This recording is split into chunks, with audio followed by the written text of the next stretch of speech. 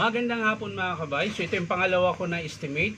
Model nito mga kabay, dito 5133. Ayan, ito po yung 3 mode ng DeWalt mga kabay. Meron siyang hammer, may drill, tsaka may chipping.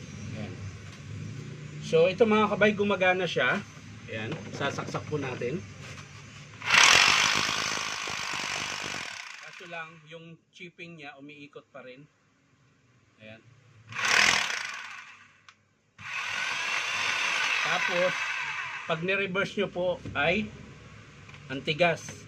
Tapos, hindi na po, ayan, gumagana pala. Ayan. Minsan gumagana yung reverse, minsan hindi. Tapos, antigas isilik mga kabay. Ayan, kailangan pang persahin.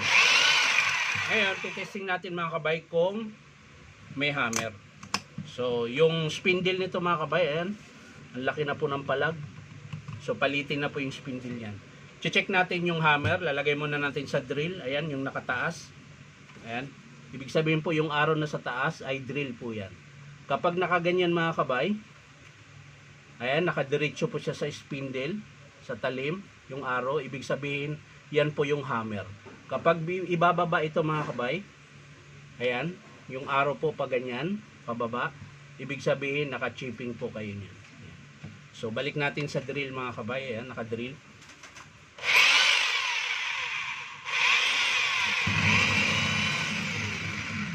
Lagay natin sa hammer. Meron siya konti. Meron siyang palo pero konti lang po. Lagay natin sa chipping. So mahina po yung kanyang chipping tsaka hammer. At syempre yung selector niya mga kabay, palitin na rin yan dahil pumapalya po siya. Umiikot. So tara mga kabay, samahan nyo ako, bubuksan natin. Alamin po natin kung anong dahilan kung bakit wala siyang hammer. So bubuksan po natin mga kabay.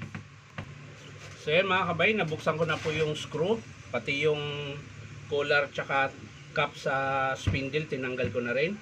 So ang pagkalas nito mga kabay sa kanyang lever, basta para lang to sa dito 5032, 033, dito 5133, dito 5144. Ganito po ang pagkalas ng lever. Ayan. Ipitin nyo lang po ng plies. Ayan. Tapos ikutin nyo. Ayan. Yung arrow po nakapapunta doon sa handle. Ibig sabihin pwede nyo nang kalasin yan pataas. Ayan po. Ayan. So ayan, kung mapapansin nyo yung lever mga kabay, maiksi na po yung kanyang selector. Ayan.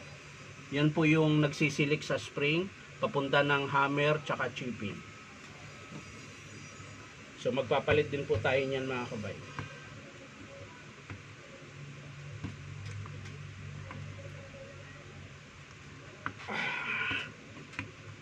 Magbukas ka na!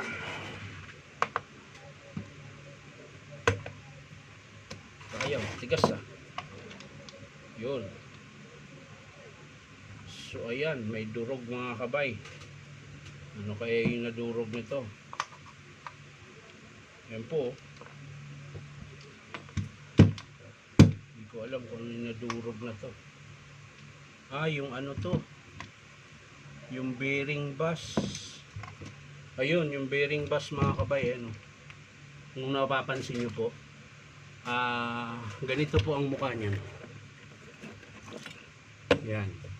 Ganito po ang mukha ng bearing bus na nandito nakakabit. So ito po yung nadurog mga kabay. Ayan. Meron po siyang pira-piraso. Ayan po. Yan po yung nadurog. Kaya pala maingay. Tsaka humina yung kanyang chipping. Tapos yung umiikot mga kabay. Ayan. Kahit nakahammer siya umiikot. Ito po yung dahilan mga kabay. Oh. Ayan. Ibig sabihin po, ito po, meron na po siyang tama. So, kahit naka-chipping siya, umiikot pa rin pa konti-konti yung spindle. Dahil po dito sa gear na to na napudpud na po yung gilid. So, kailangan natin itong palitan. So, check lang natin yung kanyang filter shop mga kabay. Kailangan nating baklasin para malaman po natin kung okay pa. So ayan.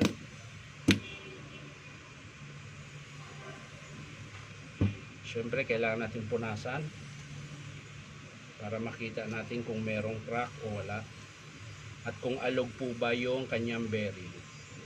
So okay pa yung bearing mga kabay. Yung connecting rod naman ay okay pa. Ay, connecting rod. Hindi connecting rod, intershaft. Ayan. So ito po yung intershaft niya mga kabay, okay pa po ito. Dito tayo nagka-problema sa piston. Yung kung tawagin nila ay shim, ayan. Parang washer ito mga kabay. Ayan po. Ayan. Bali sira din po. Ito naman po yung piston niya.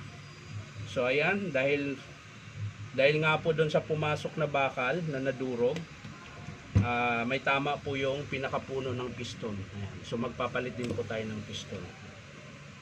So dito sa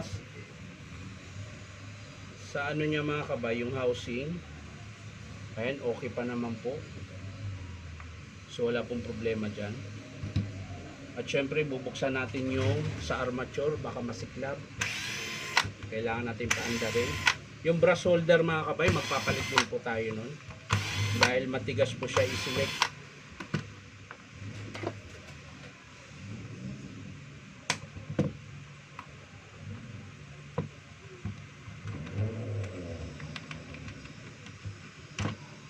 So ayan mga kabay, pinakialaman na rin pala to, sinisikwat-sikwat na nila. So kailangan natin paandarin to na nakabukas para makita natin kung masiklab.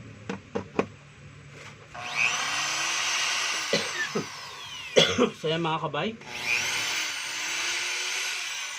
okay pa po yung armature niya. So hindi ko na po ipapakita kung paano buuin mga kabay. Papakita ko na lang sa inyo kung ano yung papalitan natin.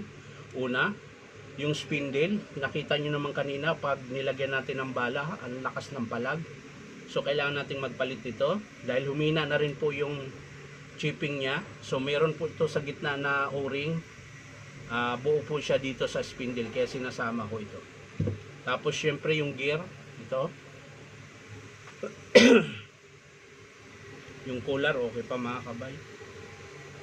Piston. Ano pa ba? Shim. Ito po yung shim mga kabay. At syempre yung brush holder seat nya mga kabay. Kasama na po yung carbon brush yan pag pinalitan. At syempre yung lever nya mga kabay. Yan po yung papalitan natin. So hindi ko na ipapakita mga kabay kung paano buuin.